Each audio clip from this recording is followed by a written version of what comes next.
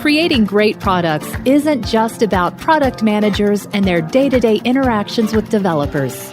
It's about how an organization supports products as a whole, the systems, the processes, and cultures in place that help companies deliver value to their customers.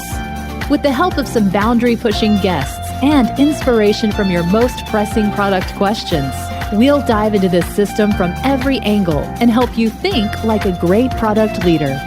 This is the Product Thinking Podcast. Here's your host, Melissa Perri. Hello, and welcome to another episode of the Product Thinking Podcast. Today, we're talking about how product leaders can harness coaching skills to succeed in their jobs. I'm joined today by renowned executive coach for product leaders, Kate Leto.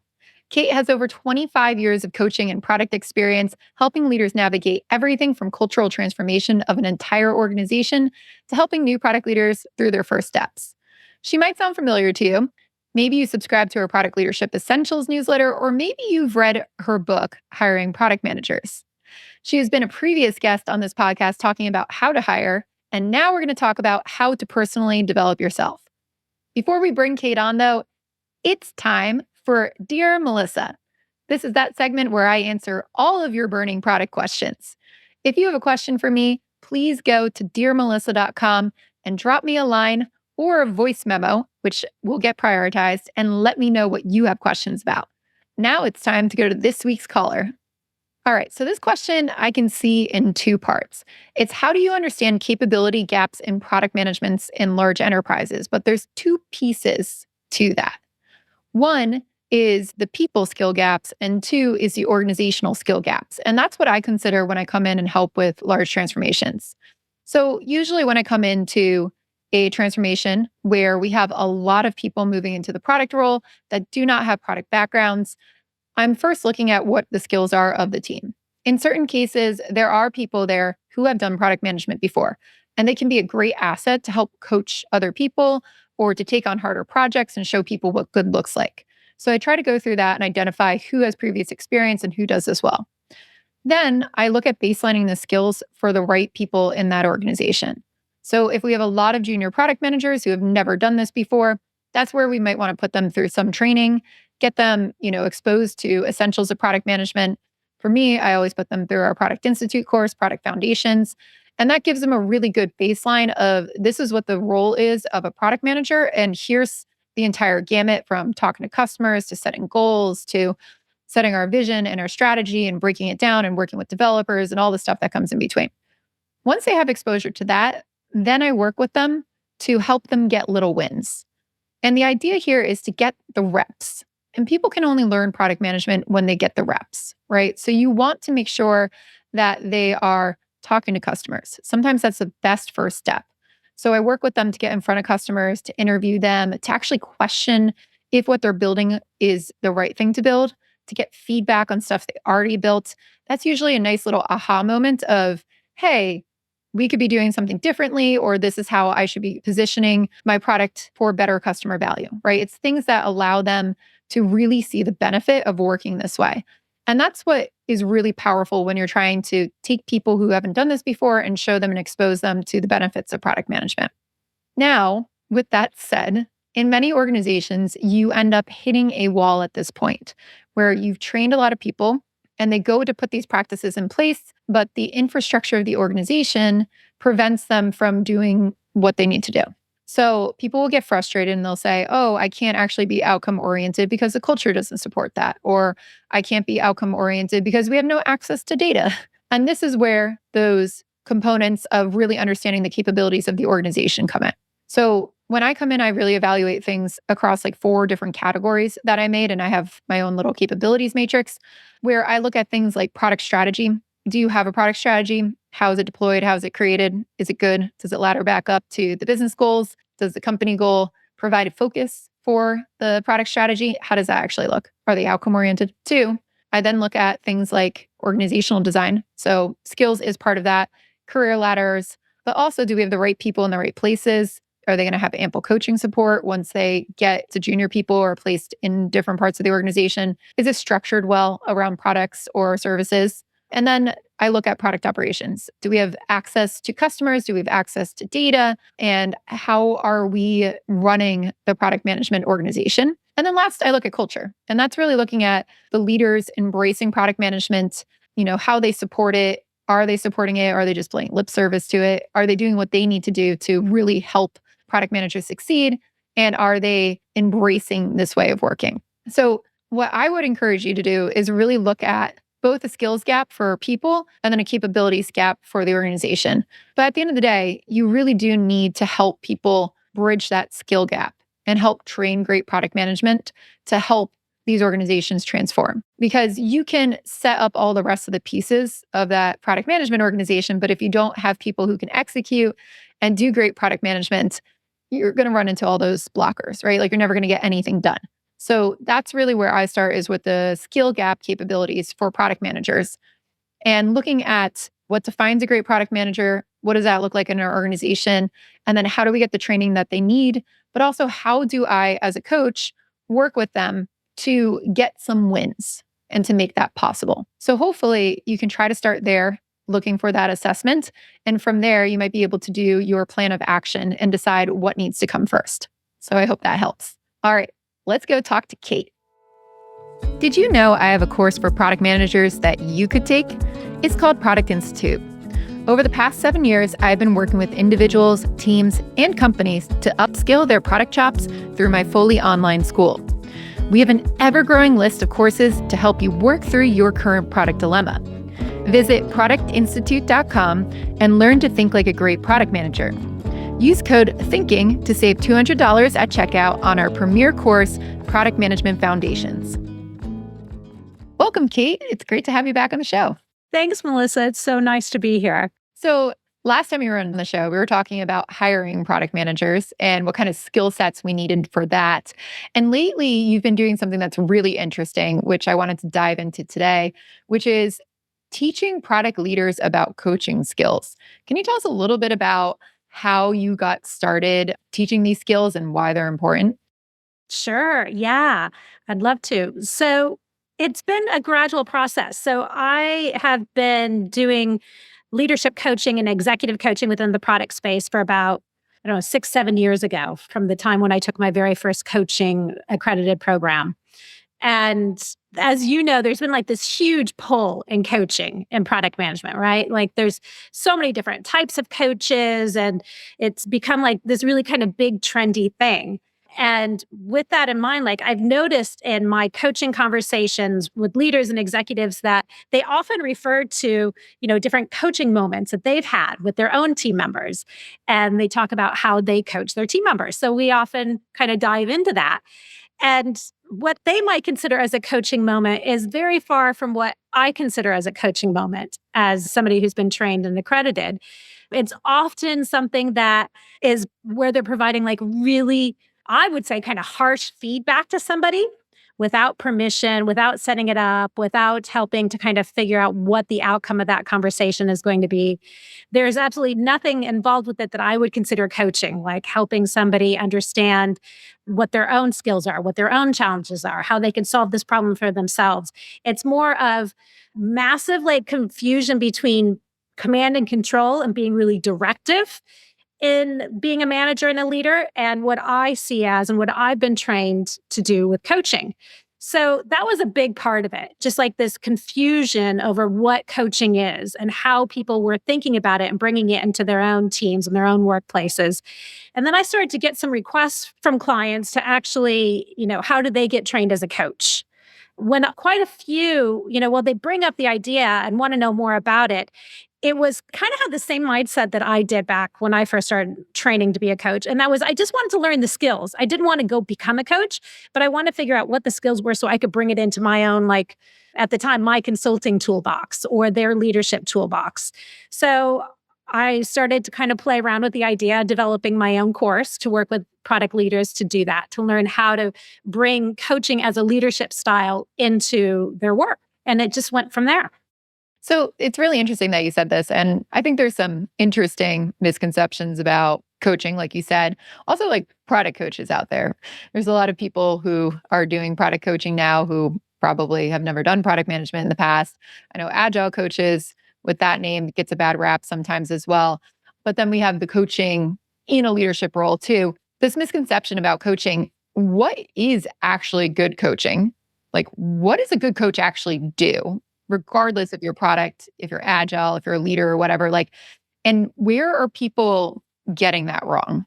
That's a great question. And I mean, we could talk for hours just on that because it's such kind of a broad, vague term these days. So the way I think of coaching is a coach is there to help someone develop themselves and equip themselves to solve their own problems and their own challenges. A coach is not there to tell you what to do. A coach is not there to answer all your questions and all your problems. It's often really confused with mentoring, what a mentor might do. A mentor might actually probably would be somebody to say like, oh, I've had this happen to me before and this is how I handle it. This is what you should do. A more traditional leadership style is going to be quite similar. So, but a coach is there to ask you questions. A coach is there to listen to your responses. A coach is there to help you figure out your own challenges and figure out how to handle that on your own. The big difference is if a coach becomes kind of more of that domineering, just do this, you should do that, have you thought of this? Then they're really kind of pulling the rug out from underneath like their coachee's feet, right? Because they're not giving the person the opportunity to really think for themselves. And so where I think coaching is super powerful as a leadership skill is that it really does help people realize they've got the answers to a lot of these challenges already within themselves. They just need a little space and perhaps some nudging and some questioning to help them figure it out for themselves. And by teaching people, helping people figure out how to do that, that takes a lot of pressure off the leader or manager because you don't have to answer all the questions. You don't have to come up with all the solutions to all the problems because you've got a team of people who can do it for themselves. So that's where I think there's a big difference between what coaching is often considered within our product space, which can be, as you said, sometimes it's people that's never done product before, or a lot of times it's more teaching a functional skill. It could be an OKR coach who's not there to ask you questions and help you figure out for yourself 9 times out of 10. They're there to help you do it.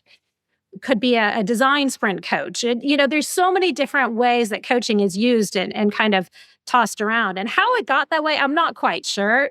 Coaching itself has become a very trendy thing within like our product community where product is already pretty trendy, right? And then if you add on like this trendy coaching aspect to it, then it's something a lot of people want to do. It's just something a lot of people are buying into as well, which is great. But unless you really understand the fundamentals of coaching, then I think we start to see this ongoing debate over what is a coach and what isn't a coach and how can coaching actually help you and your organization. It also feels like there's probably a difference where people are getting this mixed up with like teaching versus coaching. Because I can hear that from what you were talking about of it's not just your response. It's not about you telling people how to do it or showing them how to do it. It's about them figuring it out for themselves. What is the balance, I guess, too, as a coach with how much domain knowledge and past experience you need in some of these things? And how do you incorporate that into coaching? So like if I'm a product leader and I've done, let's say 8,000 MVPs before, and my team's never done an MVP before, when do I know whether to tap into like teaching skills or coaching skills, or how do I balance that and not use a teaching skill when I should be using a coaching skill? I feel like that could be really tricky to kind of unpack. I'd say a lot of times in that kind of situation, if you're teaching somebody or if you have some folks on your team who have never done something before, it's probably not a coaching time. That's probably more of a teaching time or a training time. Coaching time is when I think people are already aware of their strengths and weaknesses, whatever that might be, and they want to do something about it. They want to create some change. So I think it doesn't sit at the very beginning of learning a skill a lot of times. But if you have a little bit of experience and maturity and you know enough to know that you don't know it all, then I think you're in a good place for coaching. It was really interesting because in setting up my course, I kind of stepped back into trainer-teacher mode, which is something that I hadn't done in a while and found like really uncomfortable at first. But I had to because the people that I was working with knew nothing about coaching for the most part. So it's a hard line to walk. But I would say if people are really early in their maturity and understanding something, then the type of coaching I'm talking about is probably not the right time to introduce it. So when you're a product leader, you have a whole team of people that you're overseeing. What are some moments where you would coach people? Like, what are some typical situations in which you want to tap into that coach mode and not the teacher mode or not the command and control mode? I'd say a lot of times there's opportunities with personal development and even in your one-on-one conversations around, how are things going with them and their role in their work and how are they feeling about their place in the organization. One-on-ones are like a ripe time for coaching conversations. But it's also full on knowing that if we go back to thinking about command and control and more kind of that directive style, often our leaders and managers are using the one-on-ones to like get status updates. Like, just tell me what's going on with this project. Where are you hitting the wall? Let's figure that out. Let's move on. That's not the coaching time. So, but I would say in introducing coaching as like a new skill and a new habit, a new part of your conversations with teammates, what I've encouraged some people to do is just, maybe one session a month, one of your one-on-ones a month is more of a coaching conversation than however you use them otherwise, be it a status update or something like that. So, but you need to give everybody that time and space to have those personal development conversations, to check in on their wellness, to see how they're doing with everything. And I think that's where coaching can really come into play.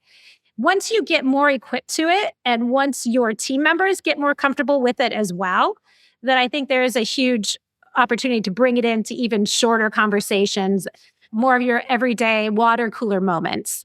But it takes time to get to that point. What are the types of coaching skills that a product leader needs to learn in order to do these conversations well? Good question. So they sound very, oh yeah, sure, but there's a lot involved with each of these. So one of the first ones is forming like a different kind of partnership or relationship with the person that you're coaching. Because again, you're stepping from that, I'm the leader, I'm going to tell you, or manager, I'm going to tell you what you need to do and how to get things done. So very command and control to non-directive and more coaching. So that means building up relationships in a different way, building trust with your coachee in a different way, making sure that people are aware that it's about them and not about you in the conversation that you're having, keeping your self-interest low. So there's actually skill building around trust and partnership that you start out with on a fundamental level. And then there's things like your presence in the conversation, making sure you're fully in, right? You're fully present. You're not being distracted by whatever is happening in your head, by your phone, by your computer, whatever physical things might be holding you back, that you're fully present. Because the more you're present as the coach and in that moment, the more your team member is going to be as well. They're going to really lean into it. There's a whole mindset around coaching that needs to change along with that directive to non-directive, and really believing that the person that you're working with and you're having this coaching conversation with, they trust them in a way that they are going to be able to figure things out for themselves. So there's just like this fundamental relationship shift that goes on. And then you layer on top of that, like active listening. It was more than just like the bobblehead, as I've described it before to people that I've worked with. Like, it's not just smiling and nodding and making eye contact. It's actually going much further beyond that, paying attention to what, not just body language, but when people are talking and when they're not talking, what the pauses might mean. It's really being fully in on that type of listening at all levels. And then there's skills that kind of go along with that. One's called playback. We talk about that in the coaching course a bit, where you're actually trying to play back as the coach, play back what you've heard from your coachee, what you think they've just said, to one, help clarify it, to show you are listening, to show you are in, but also to give them some space to reflect on what they're hearing back. It's like, oh my God, I just said that. Yes, I said that and I didn't mean that, but that's where my brain is right now. So there's different skills like that. And then there's powerful questioning, asking open-ended questions that are really simple. And overall, the skills, like I always kind of think of coaching as like if you've got the iceberg, a picture of an iceberg. A lot of times in our one-on-one and our relationships with our team members, we're on that surface level, right? We might be talking about, when we do have one-on-ones, it's status updates, and then maybe there's some gossip and things like that. But all of these different coaching skills can help you get below the surface to help your team member figure out what's really going on. What are the patterns? What are their behaviors? What are their habits that might be holding them back in their work? So I feel like as a product leader, what I see people struggle with, right? Thinking they're coaching, and they're not, which we kind of talked about, right? Like that command and control thing. And then also kind of balancing the need for direction versus coaching. And a typical thing I've seen a lot is newer leaders or people who are transitioning to newer ways of working. They'll come in and they'll say, I don't want to be a command and control leader, so I'm going to let everybody just make all the decisions. I'm coaching them, right? They should be doing some bottom up, bubbling up what we should be working on, right? And whenever somebody asks them to provide clarity or direction or something, they go, what do you think? And it frustrates everyone. When you're a product leader, what's the right balance between coaching, teaching, providing direction? Like, what have you seen in the wild for pitfalls we might run into like that? And how do you get over them? I think the ideal thing is, well, I'm here to talk up coaching because it's hugely beneficial for organizations and teams and individuals. But there's also a time and place for that directive and command and control. So I think what ideally people should be working towards is figuring out that balance.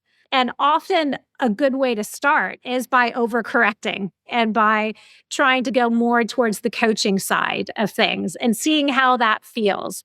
And that's what the course that I'm teaching, we do a lot of practice. So people can really see what it's like to use some of these different tools and techniques in quote unquote real situation with another product leader.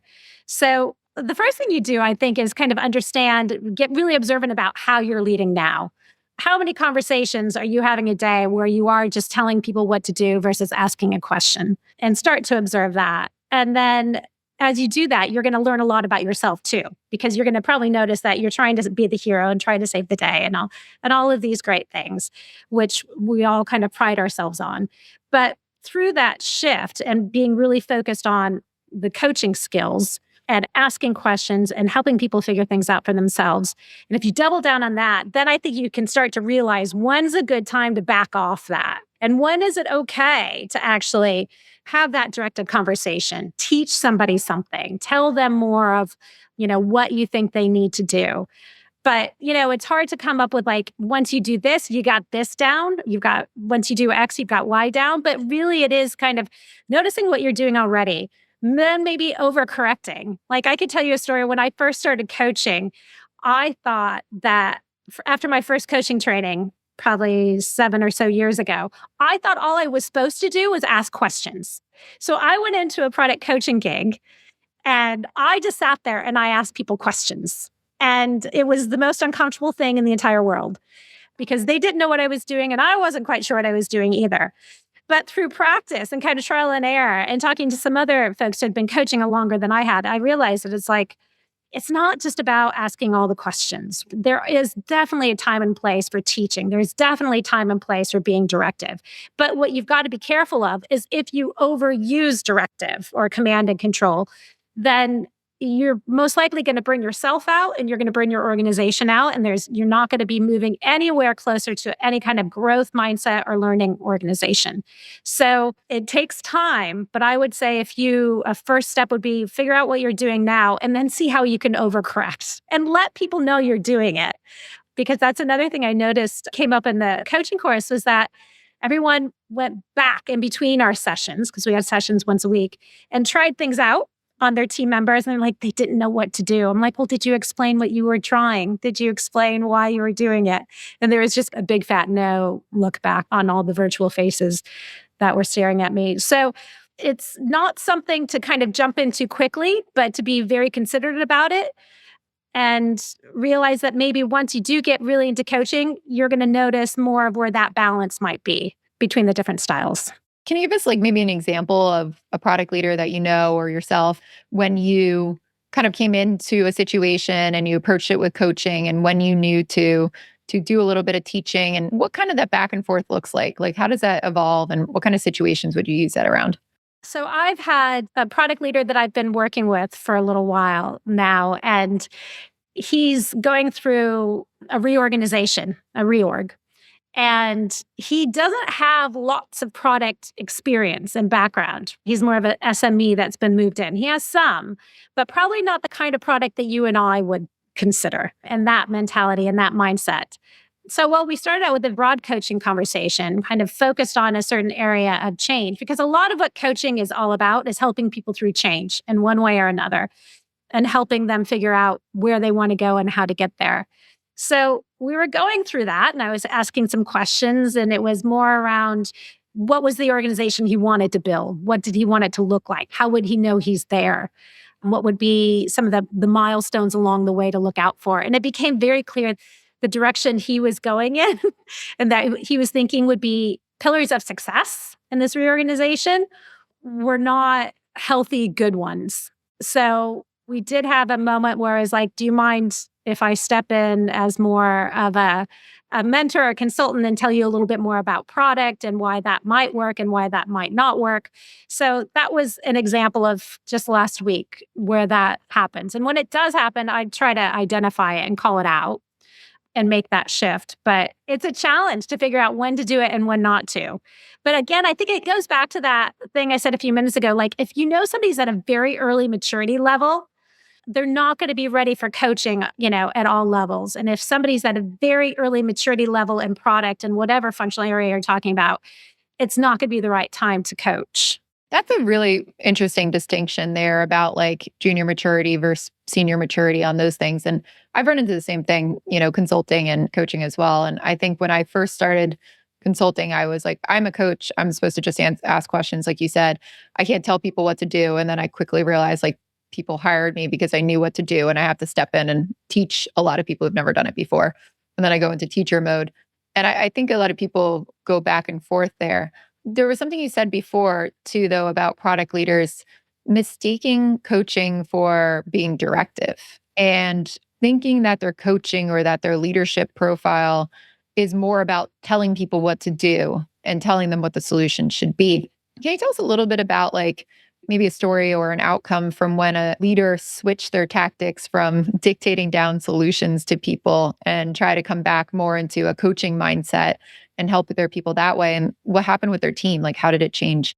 So another example, I often work with larger organizations and corporations, and I work with a number of leaders within a department or a group or a team or something like that.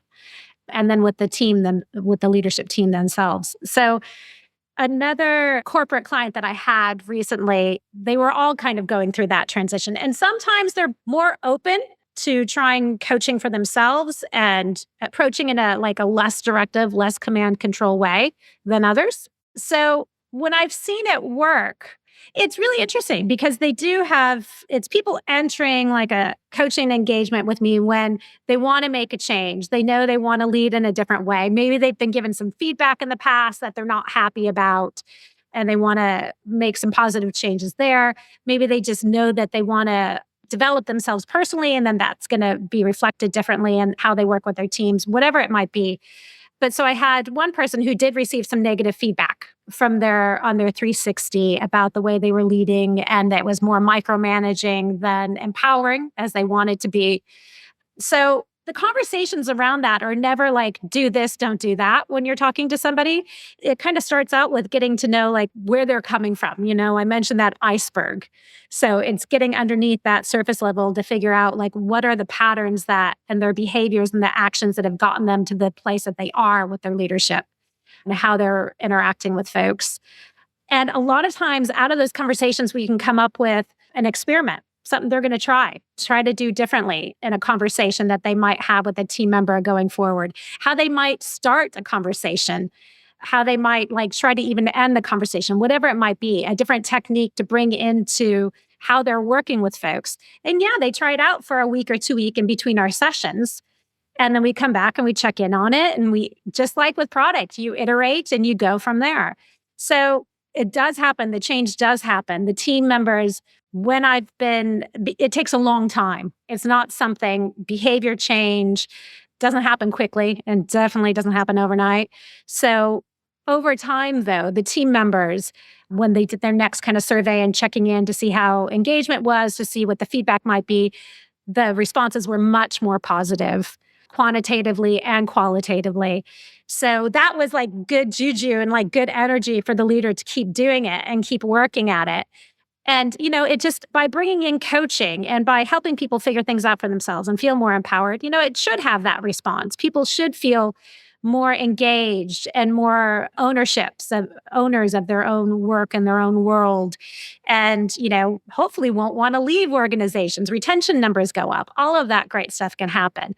But your question's a good one because it's got to be somebody who wants to make that change, is aware that they have some challenges, really wants to work at it, and is going to be committed to doing that. So takes all of those different criteria to pull it together. Are you eager to dive into the world of angel investing? I was too, but I wasn't sure how to get started. I knew I could evaluate the early stage companies from a product standpoint, but I didn't know much about the financial side. This is why I joined Hustle Fund's Angel Squad. They don't just bring you opportunities to invest in early stage companies, they provide an entire education on how professional investors think about which companies to fund. Product leaders make fantastic angel investors, and if you're interested in joining me at Angel Squad, you can learn more at hustlefund.vc/MP. Find the link in our show notes. So one question I keep getting at, and maybe this is even for not product leaders, but just regular product managers, there's a lot of people wanting to transform their companies, obviously, from the inside, and they're not in a position of power, and that's extremely hard. And I have mixed feelings about how successful you can be, and it all depends on the organization to do that, right? To make a big shift. But one thing I do think they can control, and I hear this a lot from product managers and teams, is I'm trying to focus on problems, but my developers are not problem oriented, right? Or the people around me are not problem oriented, let alone the leaders. Let's forget about leaders for a second. But the people who are my peers that I do have some influence over and that I can talk to, they are stuck in their old ways of working. And I believe coaching can probably be a good tactic for helping them try to overcome that or question things. What kind of tactics or questions or coaching techniques do you think a product manager could use on, let's say, developers to help them think differently, or designers or anybody else around their teams to help move them a little bit more towards a problem-oriented focus? So I think a lot of it, again, is making sure that whoever they're working with, be it somebody in engineering or design or whomever it is, wants to be quote unquote coach. They're probably not going to enter it as a coaching, conversation, but just even asking questions, starting out or asking things, what's the real challenge here? What have you tried so far? To not make assumptions, because I remember those days when I was having those conversations with engineers or designers. And of course, in my magic mind, I knew everything that everybody should be doing already. So they just had to do X, Y, or Z, and it would all work fine, right?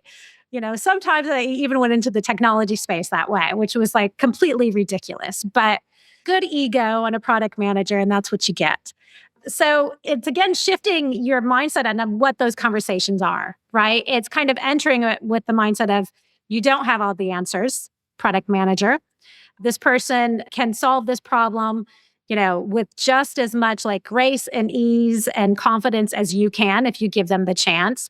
And it's asking, start asking some good open-ended questions. What have you tried so far? What are the other options? And what else? What's the real challenge for you here? What can I do to help? That's a great open-ended question to ask. And when it comes to prioritization, asking people, a basic question like, if you're going to say yes to this, what are we saying no to?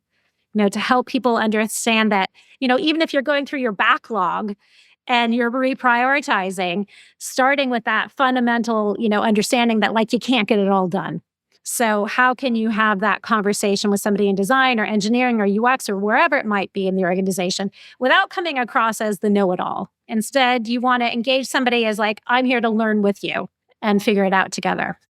What I kind of like about that approach too is it flips it from, you saying no and it helps them get to a no instead, where they're making them think through all the questions. And that's always been my approach for people are how do I tell them that we can't do everything? And I'm you ask them a bunch of questions until they realize that they can't do everything. And then they will figure it out for themselves and make that decision. But that to me has been the most effective way to get people to understand the level that you're at without coming off as a jerk and being we can't do that. That's insane. You're nuts. Exactly. No, I think it's an awesome approach. Ask a lot of open-ended questions and let them answer it and think about it and see what comes up. I've also done this with leaders as well. Another question I get all the time on the podcast is how do I help my leaders understand that, they're dictating down solutions instead of problems, right? And to me, the biggest problem that I see a lot of people do is go back and be like, you gave me a solution, not a problem. Like, this is awful, right? And they start yelling about it, or they get like upset about it, and they tell the leader what they did wrong. And they do it in not a very tactful way. And instead, I tell them, like, if you take more of a coaching approach and you say, okay, like, cool solution, what's the outcome that you think we'll get when we build this, right? Like, how do you know? What kind of research have we done already? Because I'm not questioning your research. All I'm doing over here is just trying to understand what you know so that I know it and I can go build a great product. And I feel like sometimes taking that approach leads people to go, oh yeah, we like didn't do any research and I don't actually know what we want to achieve at the end of the day. And you're like, okay, that's cool. Like, let's work on it together. Let's go that way. And to me, that's been extremely impactful for helping to point out to people things that I might be aware of, but in a way that's not going to burn bridges, right? And it's going to build relationships rather than tear them down. Yeah, no, that's a great use of questions. And especially kind of if you're in that role where you're trying to manage up, right? And build influence. Like you said, you don't want to burn those bridges, and you don't want to come across as kind of a smartass either. It's just asking some really genuine, open questions and having a conversation around it. I like that. So in your course, when you go through what you're going to learn and how coaching frameworks will help you change your relationships, like you do mention this, building influential stakeholder relationships like we're talking about. But another one that I think is interesting that I want to dive into a little bit is about managing tension and conflict and giving and receiving feedback. And I'm curious how you use coaching techniques for that. So, tension and conflict, there's what we call modalities in coaching. They're kind of like our tools and techniques and our frameworks. Same product. We've got roadmaps and OKRs and KPIs and all this other stuff. And different frameworks that we use in coaching, they're called modalities. So, in times of tension and conflict, one of the modalities that I often go back to and that I taught in the course is called the Karpman Drama Triangle. I'm not sure if you've heard of that. So, developed by Dr. Karpman, it's a triangle. And at one point, the triangle has 3 roles in it. And the theory is that at any point, could be in a day, could be in a conversation, it could be, throughout a week or a project, we're going to flip between these 3 roles. One of them is the victim, where it's like, poor me, poor me, poor me. I can't figure out what to do next. I'm helpless and hopeless. Another one is the prosecutor, who's just like kind of a bully and is not being helpful in figuring out a way out or a way forward, kind of being a bit manipulative. Sometimes that role is also called the villain. And then the third role is the protector, sometimes called the hero. So the protector is the person that's going to come in and save the victim from themselves, figure it all out, save the day. So often when I'm having a coaching conversation with somebody who's talking about a challenge that they're having, a challenging conversation they're going to have, whatever it is, you can see these 3 roles. So I often introduce that into the conversation to ask them what role they identify with most. And often with leaders, it's the protector, because we want to be the hero. We always want to be the hero of the situation. And what we need to learn is to kind of flip it. And of course, there's another coaching modality called the empowerment dynamic, which is like the other side of the triangle, which encourages the leader to hold more of a coaching role. So instead of telling everybody what to do, coming in and saving the day, asking those powerful questions, helping people figure it out for themselves, and bringing up new insights that people can grab onto. The victim is also leaving that space and growing into more of an empowered role. And the prosecutor is as well. So everybody kind of flips. So usually when in tension and conflict, it's interesting to kind of think of that triangle and to think, where are you now? And in coaching conversations and coaching engagements I've had with leaders and execs, a lot of times we can track through different conflicts that they're going through. Where were they before? What role were they before? Where are they now? And then have a conversation like, how can you get out of that? Where do you want to be? What would that be like? So that's tension and conflict. That's a coaching tool that I often use. Interesting. Wait, let's dig into that one for a second, and then we'll go to the next one because I'm curious about this. I've run into a big situation as well with somebody on the team not getting along with somebody else. I've seen it with product leaders, butting heads with salespeople or engineering or anything, like seen it myself in my work, but I've also seen it, on teams where, a director of product and it's just not getting along with somebody else.